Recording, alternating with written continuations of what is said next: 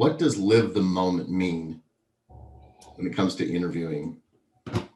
I'd say the primary thing is that you're there for that person, the person you're talking to, the person who's interviewing you. Mm-hmm. You shouldn't be like distracted or, trying to get through it, as well as, and what I sort of extrapolate on that myself is like, and to some extent you can kind of anticipate the next question, but you really need to listen and hang out with the questions that are being asked, because you don't want to miss something, because you're like, okay, I got to be ready for the next thing. Like he's going to ask me this or that, when that could well be covered in a question that he's already asking or a discussion you've already had, and you just missed it because you were too busy like focusing on trying to get through the whole thing.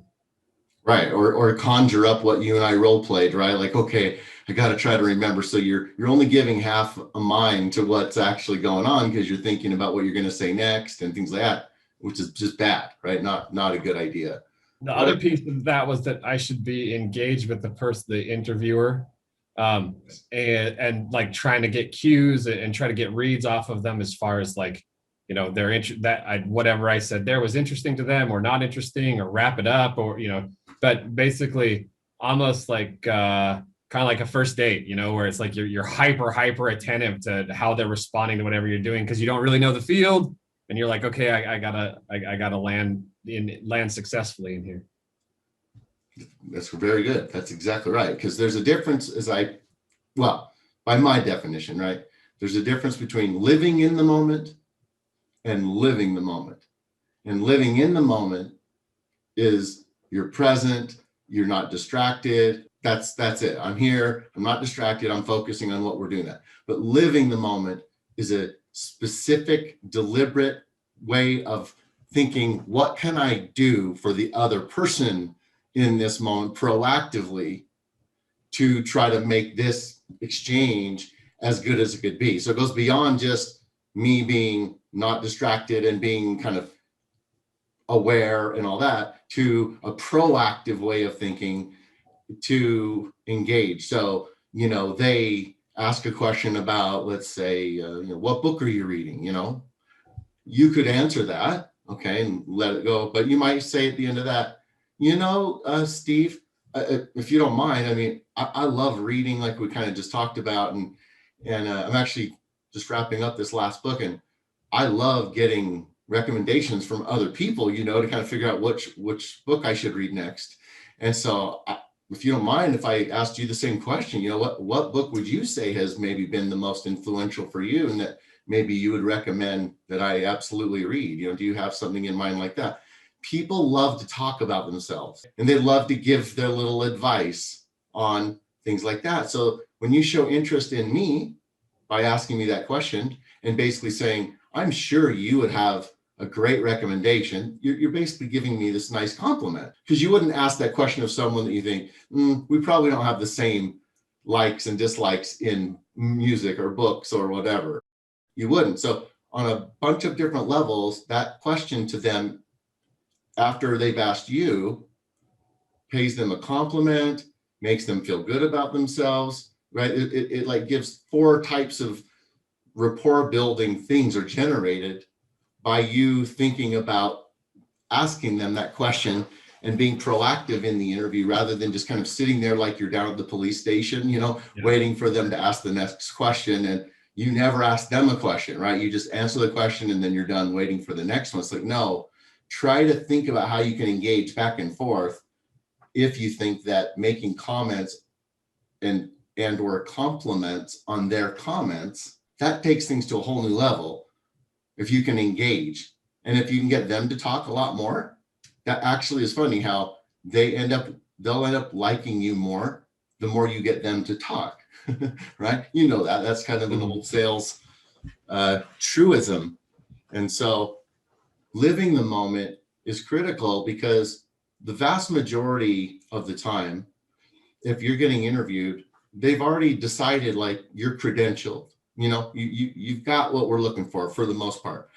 So much of the next thing is, do we think your personality would be a cultural fit here? What do I think about you? Would I want you being the one that's reporting to me? Let's say I'm your boss. right? It's all about winning friends and influence people. It's a charm offensive is what it really is.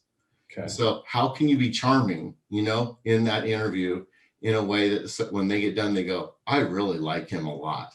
But most people aren't going to say that about you if you're just kind of sitting there answering questions and that's it, right? Ask questions. And remember, what about the post moment? You got the pre moment. We're talking right now about the moment, living the moment. But one of the other values of living the moment is what? How does it feed the post moment?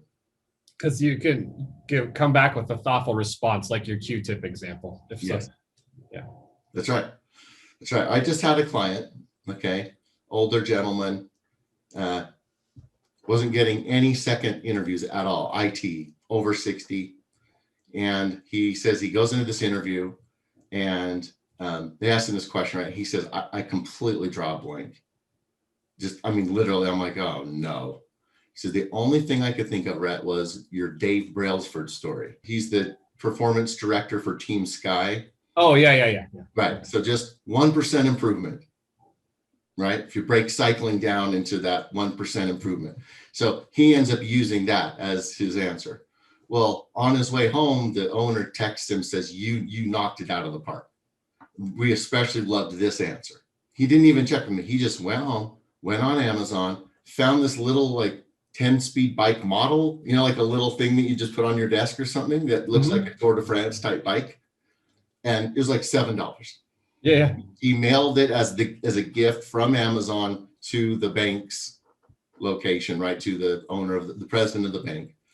And about 3 days later, he gets a text from that guy with a picture of the model sitting right in the filing cabinet. That's right in the middle of the room, and saying, look at what just arrived today, and we've already had lots of people comment, how much they love seeing that there, because again, the idea of just being a little bit better every day, it was a big hit. And they're like, when can you come in again?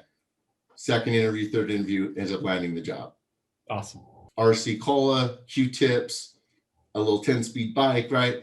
A video linked to something, a book that you're linking them to because he didn't know the book you're talking about. So you send him a little link. Hey, remember that book I mentioned? Here it is on Audible.